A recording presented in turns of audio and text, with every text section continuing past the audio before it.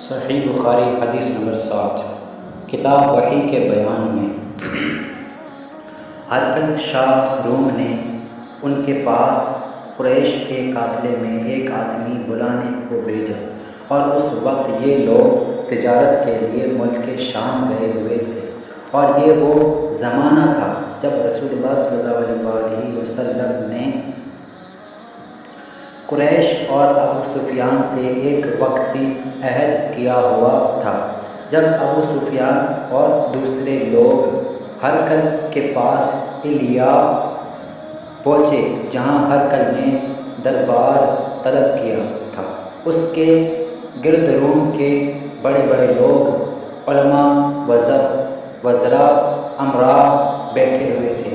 ہرقل نے ان کو اور اپنے ترجمان کو بلوایا، پھر ان سے پوچھا کہ تم میں سے کون شخص مدعی رسالت کا زیادہ قریبی عزیز ہے؟ ابو سفیان کہتے ہیں کہ میں بول اٹھا کہ میں اس کا سب سے زیادہ قریبی رشتہ دار ہوں۔ یہ سن کر ہرقل نے حکم دیا کہ اس کو، ابو سفیان کو، میرے قریب لا کر بٹھاؤ، اور اس کے ساتھیوں کو اس کی پیٹھ کے پیچھے بٹھا دو۔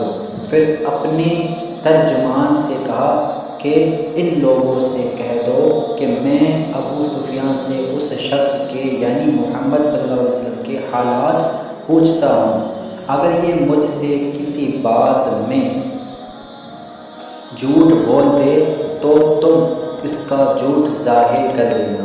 ابو سفیان کا قول ہے کہ خدا کی قسم، اگر مجھے یہ غیرت نہ آتی کہ یہ لوگ مجھ کو جھٹلائیں گے تو میں آپ صلی اللہ علیہ وسلم کی نسبت ضرور غلط گوئی سے کام لیتا۔ خیر، پہلی بات جو ہرقل نے مجھ سے پوچھی وہ یہ کہ اس شخص کا خاندان تم لوگوں میں کیسا ہے۔ میں نے کہا وہ تو بڑے اونچے عالی نسب والے ہیں۔ کہنے لگا اس سے پہلے بھی کسی نے تم لوگوں میں ایسی بات کی تھی؟ میں نے کہا نہیں۔ کہنے لگا اچھا، اس کے بڑوں میں کوئی بادشاہ ہوا ہے؟ میں نے کہا نہیں۔ پھر اس نے کہا بڑے لوگوں نے اس کی پیروی اختیار کی ہے یا کمزوروں نے؟ میں نے کہا نہیں، کمزوروں نے۔ پھر کہنے لگا اس کے تابع دار روز بڑھتے جاتے ہیں یا کوئی ساتھی پھر بھی جاتا ہے؟ میں نے کہا نہیں۔ کہنے لگا کیا اپنے اس دعویٰ نبوت سے پہلے کبھی کسی بھی موقع پر اس نے جھوٹ بولا ہے؟ میں نے کہا نہیں۔ اور اب ہماری اس سے صلح کی ایک مقررہ مدت ٹھہری ہوئی ہے، معلوم نہیں وہ اس میں کیا کرنے والا ہے۔ ٹھیک ہے، معلوم نہیں وہ اس میں کیا کرنے والا ہے۔ ابو سفیان کہتے ہیں میں اس بات کے سوا اور کوئی جھوٹ اس گفتگو میں شامل نہ کر سکا۔ ہرقل نے کہا کیا تمہاری اس سے کبھی لڑائی بھی ہوتی ہے؟ ہم نے کہا ہاں۔ بولا پھر تمہاری اور اس کی جنگ کا کیا حال ہوتا ہے؟ میں نے کہا لڑائی ڈور کی طرح ہے، کبھی وہ ہم سے میدان جنگ جیت لیتے ہیں اور کبھی ہم ان سے جیت لیتے ہیں۔ ہرقل نے پوچھا وہ تمہیں کس بات کا حکم دیتا ہے؟ میں نے کہا وہ کہتا ہے کہ صرف ایک ہی اللہ ہے، اسی کی عبادت کرو، اس کا کسی کو شریک نہ بنا، اور اپنے باپ دادا کی شرک کی باتیں چھوڑ دو، اور ہمیں نماز پڑھنے، سچ بولنے، پرہیزگاری اور صلہ رحمی کا حکم دیتا ہے۔ یہ سب سن کر پھر ہرقل نے اپنے ترجمان سے کہا کہ ابو سفیان سے کہہ دو کہ میں نے تم سے اس کا نسب پوچھا تو تم نے کہا کہ وہ ہم سے عالی نسب ہے، اور پیغمبر اپنی قوم میں عالی نسب ہی بھیجے جایا کرتے ہیں۔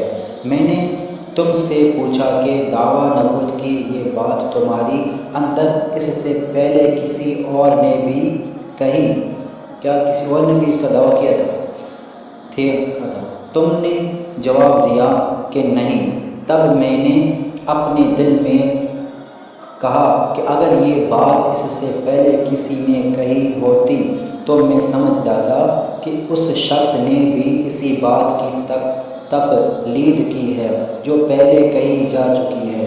میں نے تم سے پوچھا کہ اس کے بڑوں میں کوئی بادشاہ بھی گزرا ہے؟ تم نے کہا کہ نہیں۔ تو میں نے دل میں کہا کہ ان کے بزرگوں میں سے کوئی بادشاہ ہوا ہوگا تو کہہ دوں گا کہ وہ شخص اس بہانہ اپنے آباء و اجداد کی بادشاہت اور ان کا ملک دوبارہ حاصل کرنا چاہتا ہے۔